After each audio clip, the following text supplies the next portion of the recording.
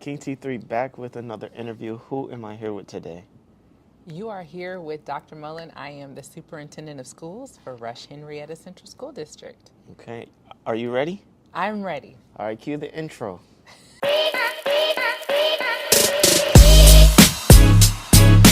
So my name is Tylese Dorsey Patros. Yeah, I'm Omar Hussein. I'm the new principal at Rochester. Christian Cruz. Dr. Wendover. This is Mrs. Kemper. I'm one of the assistant principals at Rock Junior High. My name's Trisha Prinzi.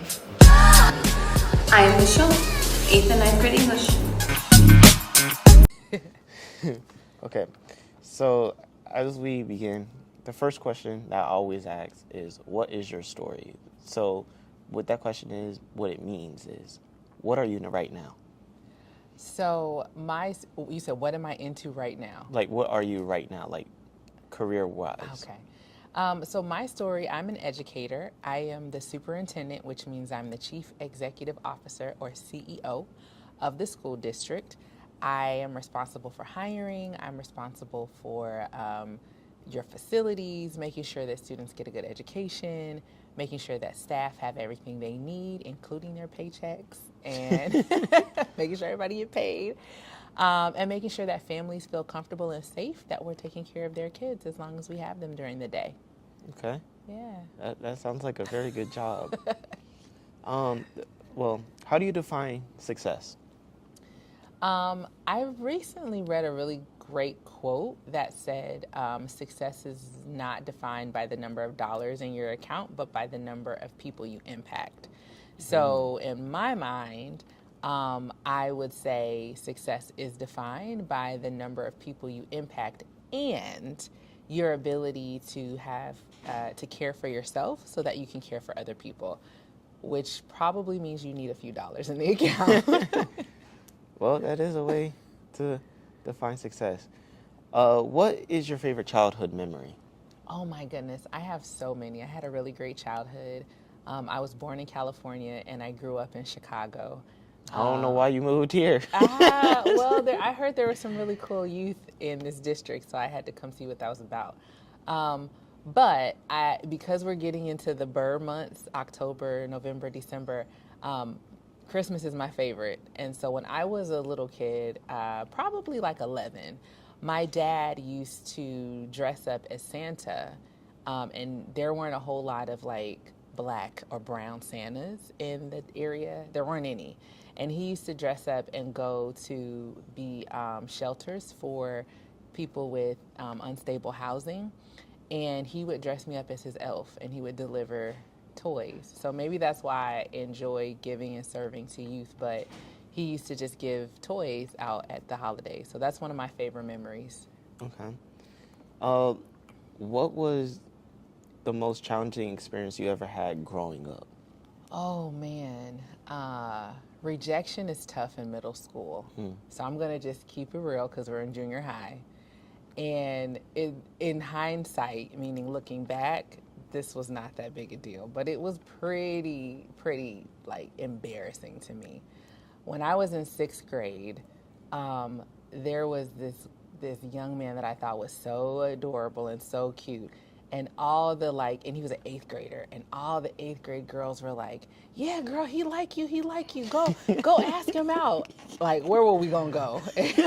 What was out? But I walked up to him and I was like, yeah, so I like you. Do you want to go out? And he was like, heck no. It was so embarrassing. And it made it really hard for me to like put myself out there again and build up confidence. But over time, I just started to realize that I am a pretty awesome person, and that made it easier growing up as an adult to just be true to myself. Now, how did you overcome that? Yeah, that's still tough. I think there's still some times when you are not quite sure that you're doing the right thing, or you're confident, or you worry about how people are going to perceive you. But I think the more you take risks, the more you understand what your values are, what you're into, what's important to you, the less you worry about how other people think about you and if they're going to accept you or not. Okay. What is something you always wanted to learn or try? Oh, something I've always wanted to try. Well, I keep trying to learn a foreign language. I'm okay conversational at Spanish, okay. A little bit of French, a little bit. But I think I still want to try my hand at Haitian Creole because I worked in a community where there were a lot of families that spoke Haitian Creole. And so sometimes I just really want to be able to communicate with the families in the language that they prefer. So I still keep trying to learn. I'm trying to learn Nepali. It's something I keep trying. That's good. Always try something new. Yeah. What is your favorite book or movie? Okay. So my favorite book is, I'll give you my favorite book. My favorite book is called Maison at Blue Hill by Jacqueline. I can't even remember her last name, but she's a really great YA author. And it's basically about Jacqueline Woodson. And it's basically about a young lady that goes off to a boarding school, and she's the only girl of color there. She's like from a different neighborhood, but she got a scholarship. And it just talks about her finding herself there. I think I read that in like 6th grade. I love it. It's one of my favorite books. I have to look into that. Yes, Maison at Blue Hill. Maison at Blue Hills. Yes. What are your core values and beliefs?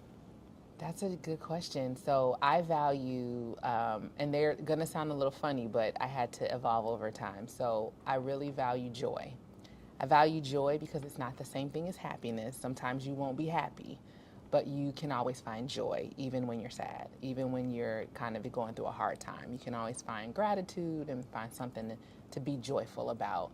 I value justice, so I really believe that there are rights that people have, that kids have, that adults have, and their ability to live their best life is something that we all have a right to. So I value justice. And then I value travel because I love exploring and wandering and seeing the world. And I value leisure because I think you need to rest. I think you need to work really hard, but you also need to enjoy life too. Okay. Yeah. Like you said, joy. There's this quote that not a quote, but Kirk Franklin, he said in a song, don't worry about your right now that you will forget your tomorrow.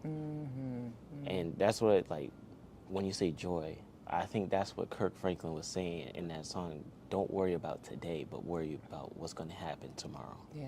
I love Kirk Franklin. I think it is so amazing that I was probably your age when I first heard a Kirk Franklin song.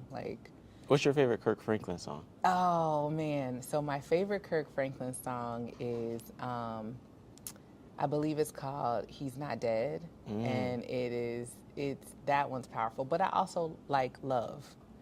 A Word That Comes and Goes, that one.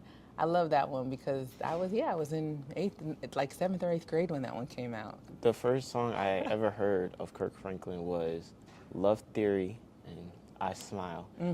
Kirk Franklin is actually one of my high influencers. This is why this show actually is produced. I started creating this show. Really? Is because I watched the Cam Newton. Cam Newton interviewed Kirk Franklin, and just hearing how Kirk Franklin went through life told me, this gave me an idea of that's what I should do. And so the title, What Is Your Story, was also created by my godfather. He's an author, Dante J. Worth. And so it just, think about people who inspired you to be what you are now. Yeah. That's powerful.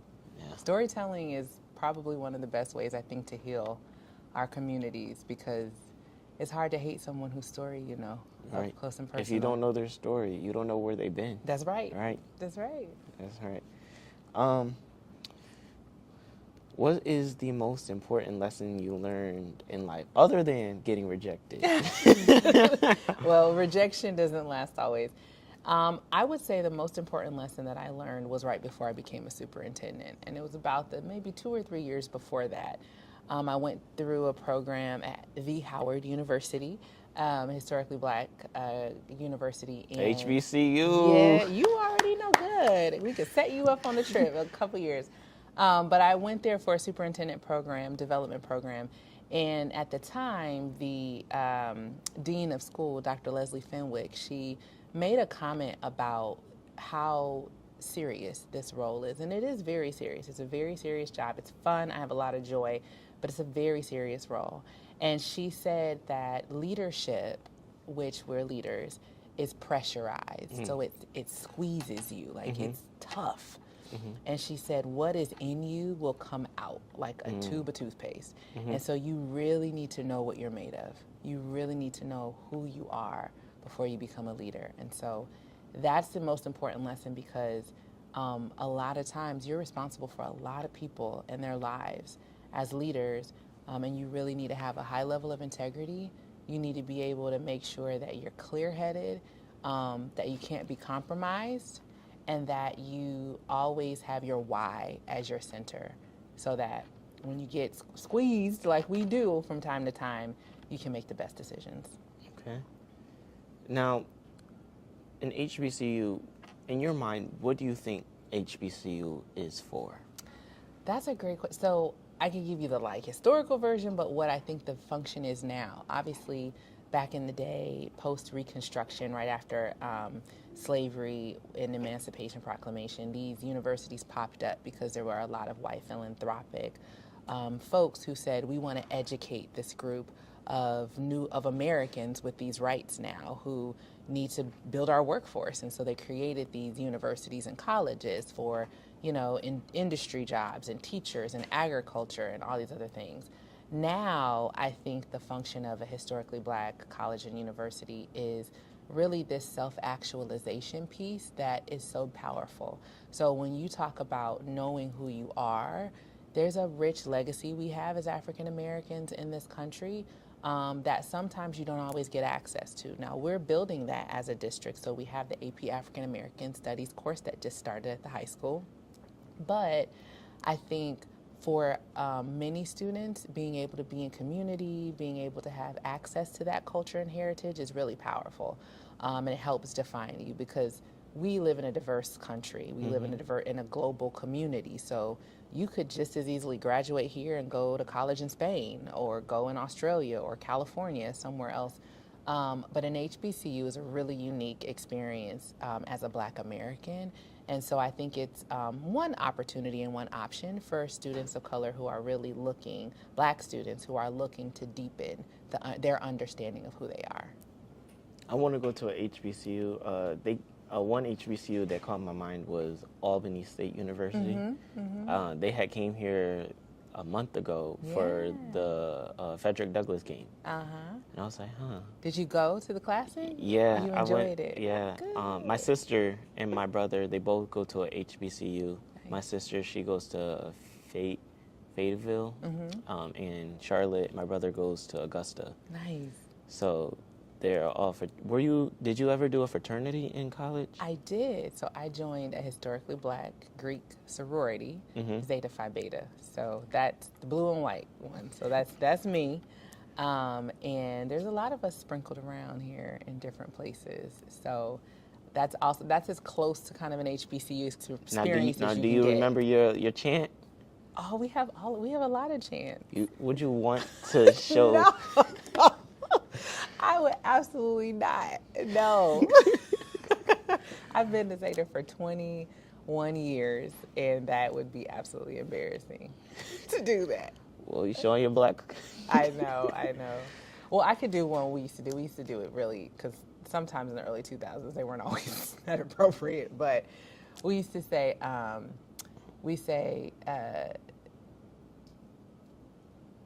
what is it? It's like a call and response. So that's something we would do often in our cultures, call and response.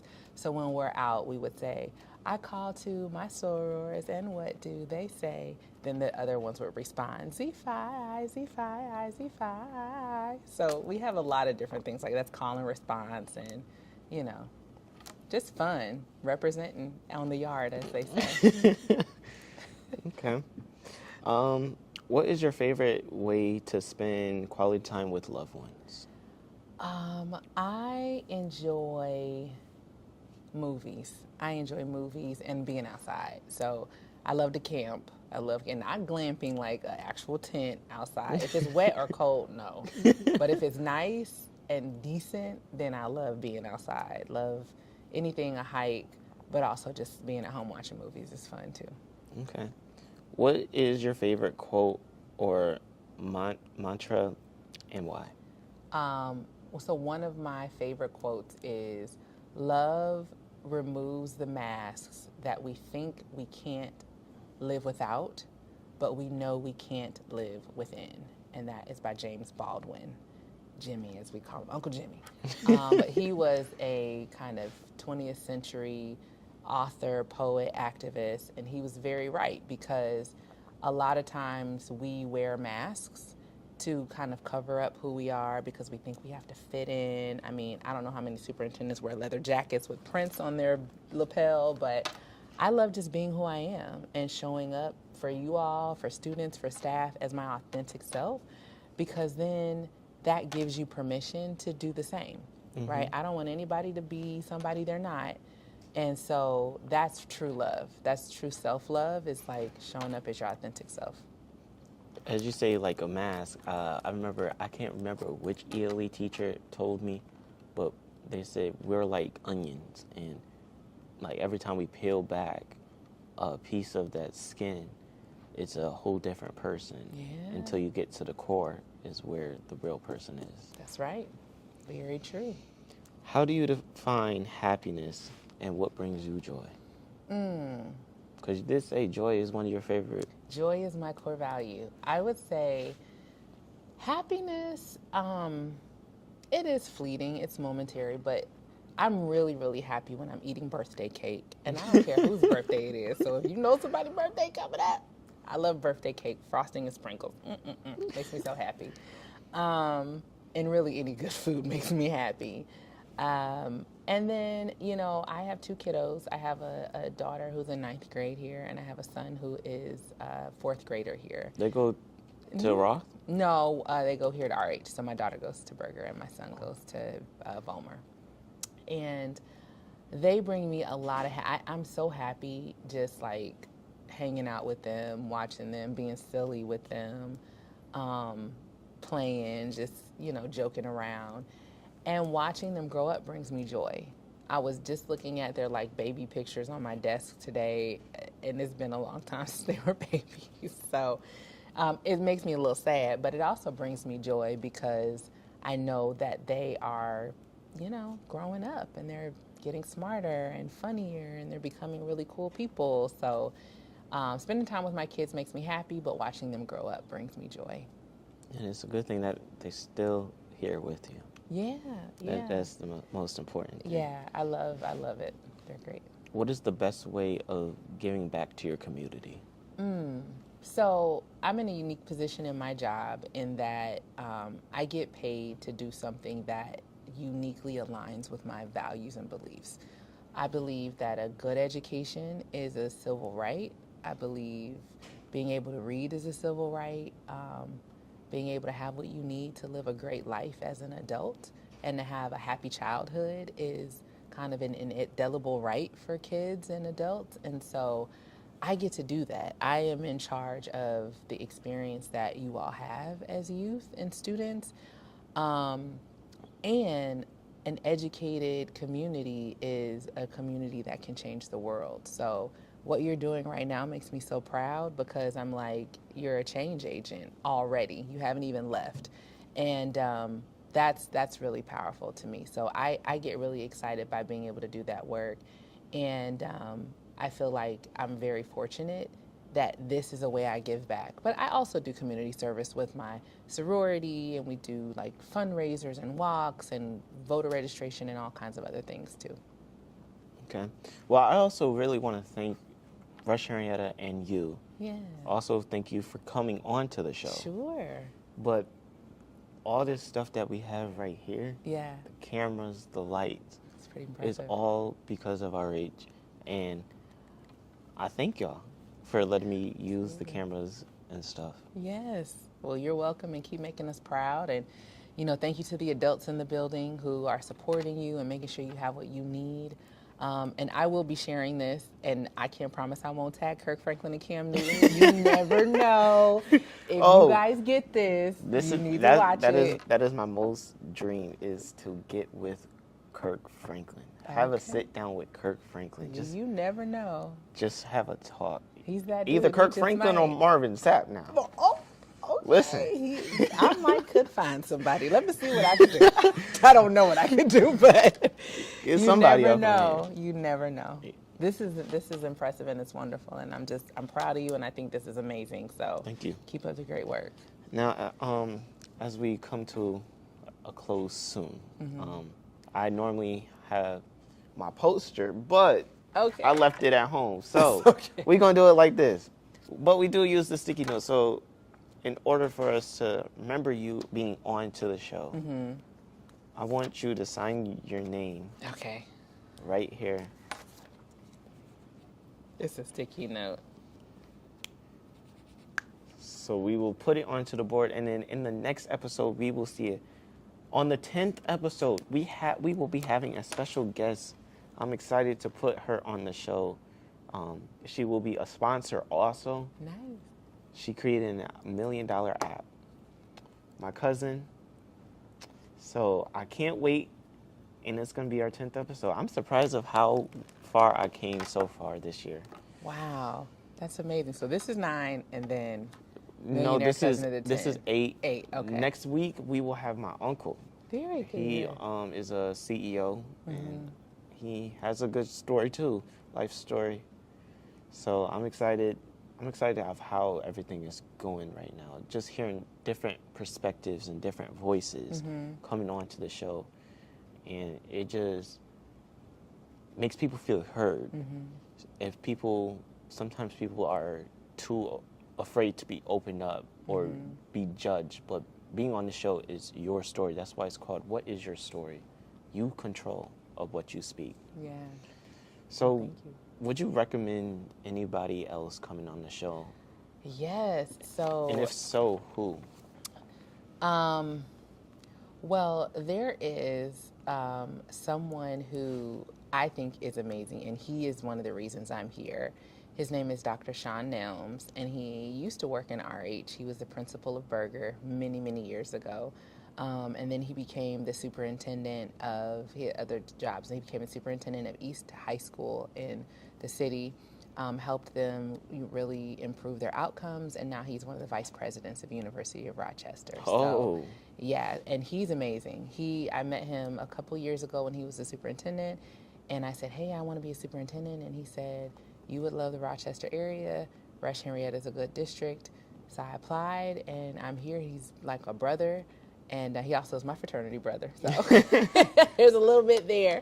But I think that he's not only someone influential in my life, but he's also very influential in this community, and I think he has a great story. I have a lot of family that goes to East High that went and are there. They know him then. They know him. He's good. He's good, people. So, if you could give the people one piece of advice, what would it be? You know what? This sounds really simple, but I think in these times where there's a lot of confusion and there's a lot of divisiveness and people are scared, and I know you all are watching adults, so you're going to watch and see what we do in a couple of weeks to see how we, come together and move this country forward. What I would always tell people is, Mr. Rogers, from Mr. Rogers' Neighborhood, if you don't know it, look it up. He's amazing. And he would always say, look for the helpers. Be a good neighbor. Look for the helpers. And I think that's something we can, it's easy to look for drama, but look for the helpers. Look for the helpers. Yeah. Don't look for the drama, look for the helpers. Don't look for the drama, look for the helpers. Thank you, Dr. Barbara Mullen. You're so welcome.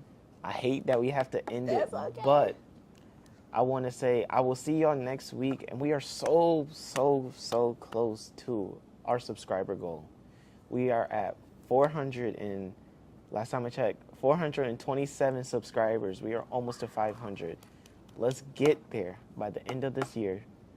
And I'll see y'all next week with my uncle and I'll see you in the next episode after my uncle with my cousin. I'm King T3, and let them know who you are and what show you are on. I am Dr. Barbara Mullen, and I am on What's Your Story? Yes.